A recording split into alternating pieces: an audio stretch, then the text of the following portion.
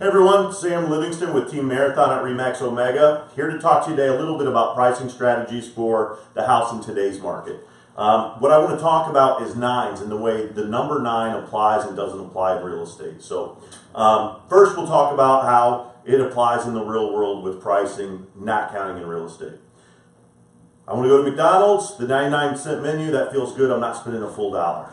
I go to Walmart, something's priced at $4.99 good, I'm under $5. I feel good about that purchase. Where it doesn't work is in real estate.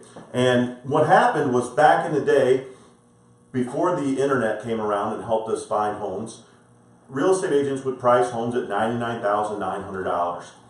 The buyer didn't feel like they were necessarily creeping into that 600 or that 6-digit figure. So they felt good. I'm not spending 6 figures. I'm still at 5 figures, even though they're $100 off. So here's why it no longer works. If you go in any search engine for real estate, they have natural steps, and those natural steps never include a 9. They are 100,000, or they're 125,000, or they're 150,000. So let's say I have a property that's listed or valued at somewhere around $200,000. The agent thinks they're doing the seller a favor by listing at $199,000. Well, here's what they're in reality doing. This is the seller's price. I have a buyer, and the buyer tells me, Sam, I'd like to live here in Medina, and I can go up to $250,000. I don't want anything that really is beat up or needs a ton of work, so I can spend somewhere between $200,000 and $250,000.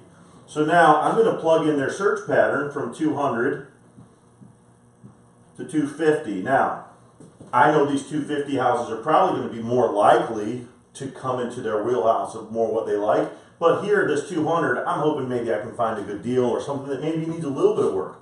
What I didn't do is I didn't plug in 199.9 because that's a dumb number when I'm doing searches in real estate. So what you've done by listing your property at 199.9 is you haven't given anyone a bargain. All you're doing there is you're asking for buyers who can spend at an absolute maximum $200,000. Whereas if you list the property appropriately at $200,000, now the person who's going to cap their search at $200,000 is now able to see your property. Still, same as they would have here. But more importantly, what you're doing is you're going to allow the person who's starting their search, guess what? They're the person who's most able to buy your property. They're starting their search and they're getting that home, and it's starting at that $200,000 mark. So stop doing yourself a disservice. If you're a real estate agent, stop doing your sellers a disservice and list the property appropriately. These numbers, these 199 numbers, that works at McDonald's, doesn't work in real estate. Stop doing it. That's my tip for the day, and I hope it helps you guys get some properties listed at the appropriate prices.